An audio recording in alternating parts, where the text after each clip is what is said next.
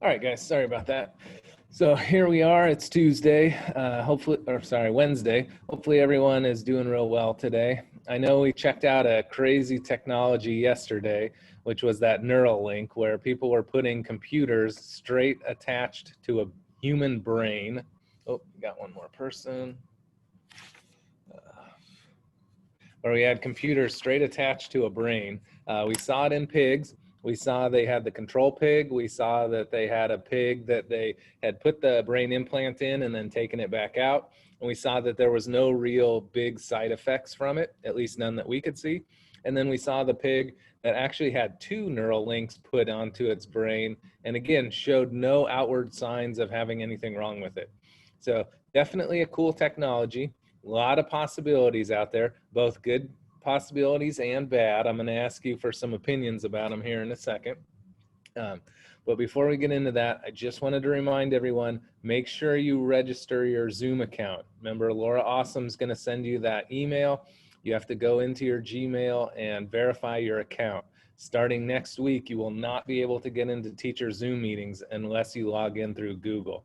So you have to have an authenticated account, okay? All right, so who's got an opinion? What did you think of that Neuralink? Good, bad? You scared?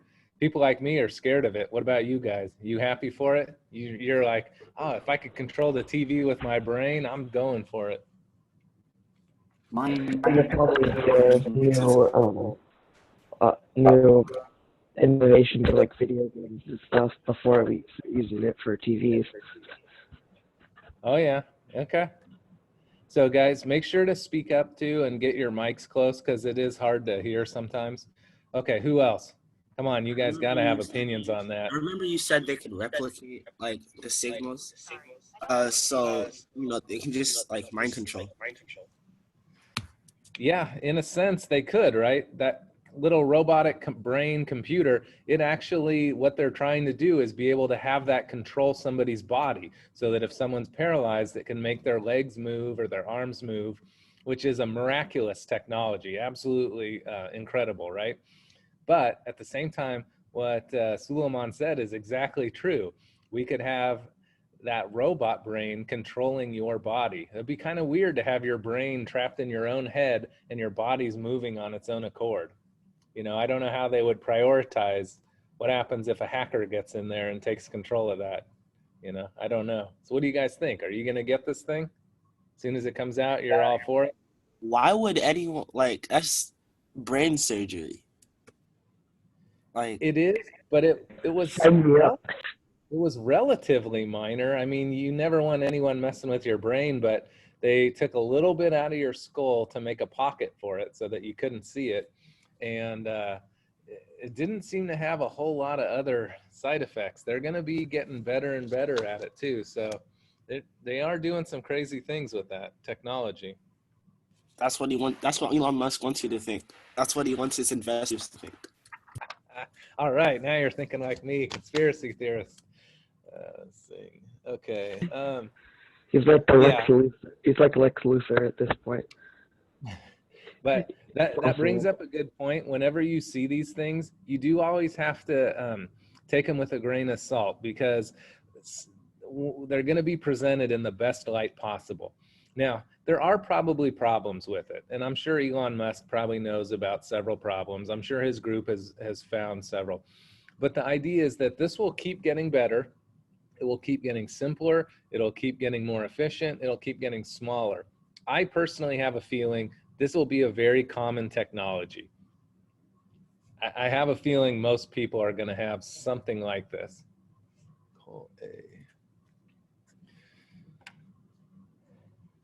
You guys walk around with a computer on you right now, right? It can track where you go. A lot of times it can track your heart rate. It could do things like track your speed if you're driving in a car. So things like insurance, it can actually modify your insurance rates based on that. Again, it can check your heart in case it's beating too fast. A lot of the applications for exercise do that. So these are things that they could check and see, maybe this person's heart is beating arrhythmically and we need to get them to the hospital. So these things have a lot of capabilities. You guys are already willing to walk around with a phone that keeps track of every website you visit, how long you've been logged on. It keeps track of everything you say to everyone. It knows every picture that you have. It knows the new iPhones are starting to map your actual house, map wherever you go. They're starting to like physically map it, not just GPS, but like send out radio signals and see where furniture is in your house and that kind of stuff, like really map it. You guys are okay with that kind of stuff. Everyone's taking their phones with them everywhere. Especially people my parents' generation, they're very paranoid about that stuff, that it'll be abused. Even my generation, we're kind of scared of it. Like I said yesterday, we're terrified of robots and cybernetics taking over the world. Okay, but you guys are going to be the generation that either decides how that works. You guys might be fighting the robot war, figuring out how do we make robots safe while we give them control of the world. And that's actually going to lead us into the other video today too. So it's a good segue. All right, anyone else? Come on, anyone scared of this thing? Worried about what could happen with it? This is literally Terminator. It is. If we Like think about it. Yeah, all the sci-fi stuff that we hear about, it's kind of coming to fruition here. It's a very interesting time. It's an exciting time for you guys. It's scary, I think, because no one knows, are robots going to take over all of our jobs? Are they going to be able to do things better than us? It's One scary. could create an empire by making more robots. Exactly. And you know, one of the other science fiction questions too that you guys are going to have to answer is, at what point does an artificially intelligent robot get human rights? It's an interesting thought, but once a robot starts to become self-aware and knows about itself and can build other robots, it's getting to be close to that human level. So you guys It's are going to going be like 9. Have you seen the movie 9? Oh, it's about these like little rag people, or not like people, but they're little rag robots, so like rag dolls. Yeah. Mechanical stuff. And they were brought to life in the aftermath of the human race getting extinguished by, or driven into extinction by, robot overlords. It was like World War III. It's crazy. Another thing you guys might have to deal with too is they're getting really close to being able to as they understand the human mind, they're getting very close. And Elon Musk even talked about this too with his Neuralink, is if you can read the human mind, there's every possibility of taking every single thought that you've had, every single memory, every single experience that you've had in your brain, taking it, downloading it to a hard drive, and then taking that hard drive and putting it into a robot. So in other words, your mind, your memories, your experiences could live on in a robot. It's a crazy idea. But now you're starting to say, ooh, can I live forever? And as you start getting things that fall apart on you, if you get like a heart that fails, they put in a new heart, then they put in a new lung. Well, that's pretty, it opens up a lot of doors if you can transfer your memory into a robot. So like I said, you guys are living in a crazy, crazy time. You will experience many, many things. And I'm going to tell you, most kids your age, they have no idea what's coming. You guys are going to be the ones that do it. Okay. You guys have to think ahead and save our human race. Okay. So you got to think, be smart. Anyone else have anything about like downloading your liver? Downloading your liver? Well, we don't care about that because you just replace it. Yep. But your brain is an organ. You can't download your brain into an electronic device. It needs your consciousness. Right. It won't be your physical brain, but it would be your memories. So it could think. But it wouldn't be you. You would still be in the body. That's a great question. Is it really you? And I like your thinking on that. You guys will have to answer that question. I don't know. Where's the line? Is it you or isn't it you? So anyone else have any fears or thoughts on this new Neuralink thing? It's pretty exciting technology, being able to fix paralyzation. If we had a robot body, technically we wouldn't be able to drink water. True? Would you need it though if you were a robot? No. So, okay. Well, that leads us into the other video I want to show today. So again, we're just trying to get you guys thinking about crazy technologies because the world is rapidly changing and you guys will be the ones that institute that change. So let me show you this other video here because this is another thing that's going to radically change the world, and that's artificial intelligence. So what we're going to be watching here is the DARPA's AI versus humans in a virtual reality F-16 aerial dogfight. Okay, so let me share. Oh wait, pull this up here. Sorry about that. I need to share. Oh, sorry, I didn't see chat blowing up. Let me see if there's anything I need to look at.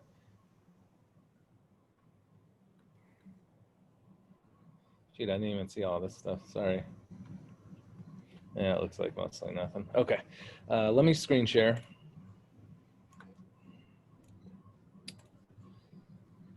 All right, here we go. So again, what you're seeing is the competition that the DARPA agency did. That's our defense agency that deals with all the high-tech robotic stuff. If you ever want to work for a cool organization, go to DARPA.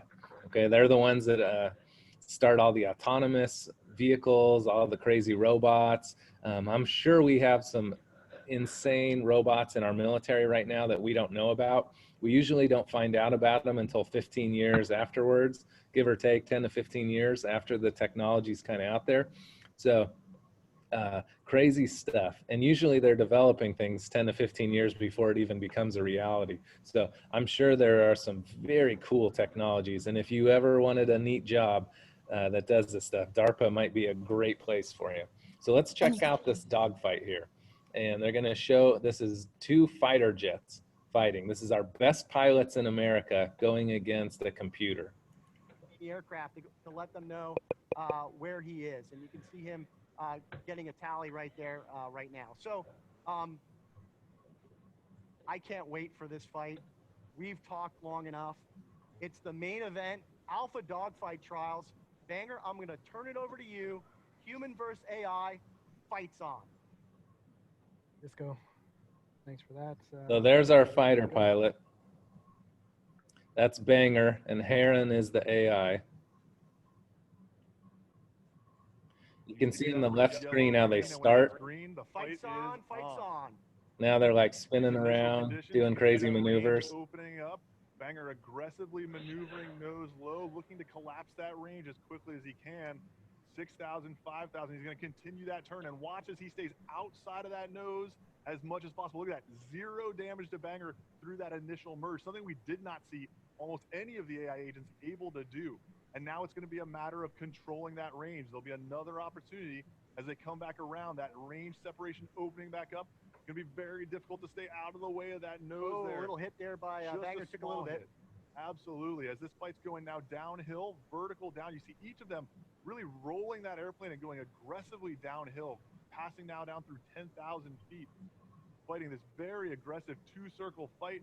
And you can see there's Heron with that really amazing. So you saw there, they're doing some crazy maneuvers. Imagine this, they're, you know, flying 1,000 miles an hour, 1,200 miles an hour, going barrel rolls down, up, 360 degrees, going against somebody trying to kill you. It's a crazy dogfight that we're witnessing, the best against the best. And you saw the human was close. What's that? Who's the human? Banger is the human. Oh, he's losing. Yeah, and it Right. looked, to me, it looked like he was close to hitting the computer a few times and he just missed. Seemed like he was a little more aggressive than the computer, but you saw in that last hit, he took a heavy, heavy hit on that one as a direct hit. So we'll see. They do 5 motor competitions. Control for that gunshot in a very, very close range, very high heading crossing hill, very high. But look at how they're Vertical fight. maneuvering. You It's see, in the insane. lower right-hand corner, Banger coming in over the top, trying to avoid that merge, getting hit once again. Very close to running out of aircraft health in this first setup. Aggressive nose-low maneuvers. Heron sticking with him, though. That's right. Heron doing a nice job, and they've managed to get back to a good control position there. and they're going to score the first victory of the setup today. Now, just so it's kind of interesting, I don't think a lot of students know this, but we actually fly some of our fighter pilots right now virtually. So we've been doing that for at least 15 years. Some of the fighter jet encounters over Baghdad in the war we had with Iraq were piloted by pilots at Beale Air Force Base. Beale Air Force Base is like an hour and a half away from us from here. And so we had pilots piloting an hour and a half away from us here in California. We're piloting jets that were flying in Iraq all across the globe. So it's pretty crazy. But the Air Force does recruit a lot of kids that are into video games for doing some of this stuff, because a lot of the new jets are flown this way virtually. So even though you see this guy sitting here and he normally would be in the plane, there actually are lots and lots of jets, and there will continue to be more and more and more autonomous jets that are flown by people. And so it's not ludicrous to think of somebody sitting in a chair fighter piloting, because it's already happening. So that was round one. You saw Heron didn't Really even get wounded at amazing, all. simulation environment that the team here at APL has been able to create. You're joining us live in the Alpha Dogfight Trials. This is the main event. Heron, our ADD champion, versus our F-16 Weapon Instructor Course pilot, Banger. It's 1-0, and Banger's getting set up for the next round.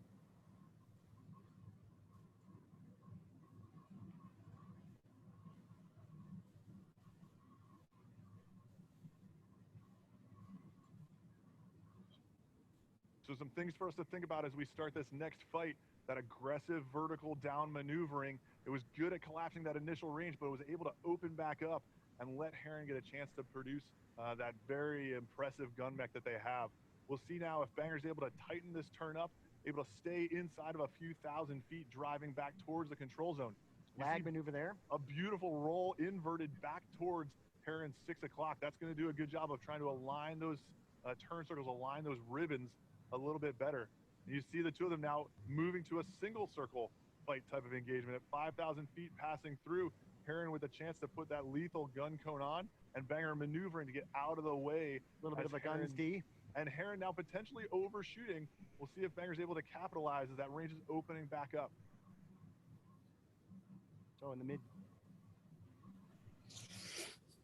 Very smooth control inputs. If you look at both of these aircraft, both Bangers and Herons, you're seeing very smooth control inputs, very deliberate maneuvering as they go through here now. Okay, so pretty crazy stuff what we're seeing. The maneuvers are insane, and think about that. Not only are these guys spinning 360 degrees, moving up, down, left, right, but then they have to see the other jet too. So they're like looking over their shoulders, looking at all their instrumentation.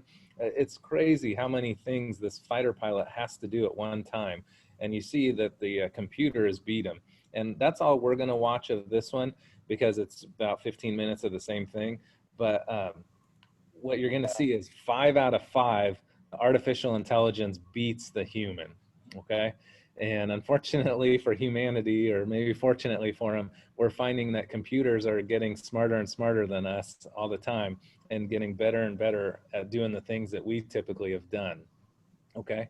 So that's all I'm going to talk about for today, but we are going to add one more slide to our slideshow. And I want you to, on today's slide, you're going to call it, let me post it here.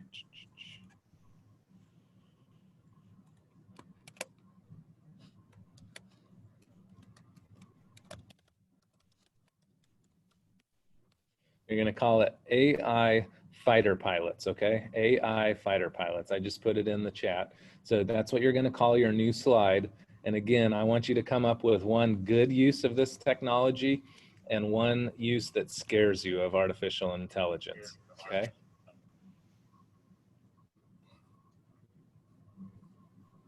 One good use of artificial intelligence and one use that scares you, okay? So you should have 2 slides, one from yesterday. Oh, sorry, you had 2 slides yesterday and 1 slide today. And so I'm going to give you the rest of the period today to work on all this stuff. So you have all of today to finish out what you did yesterday and today, okay?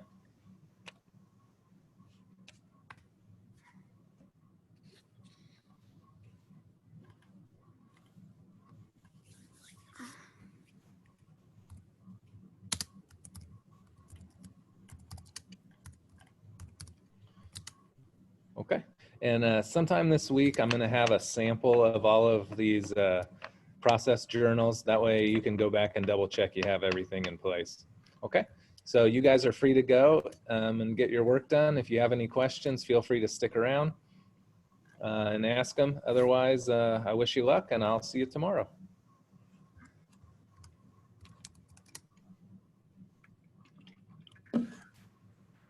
Mr. A, when Yeah. does next class start? When When does next class start? Next class starts at 9:56. Okay, we got 20 minutes. Yeah, you got about 20 minutes to finish up.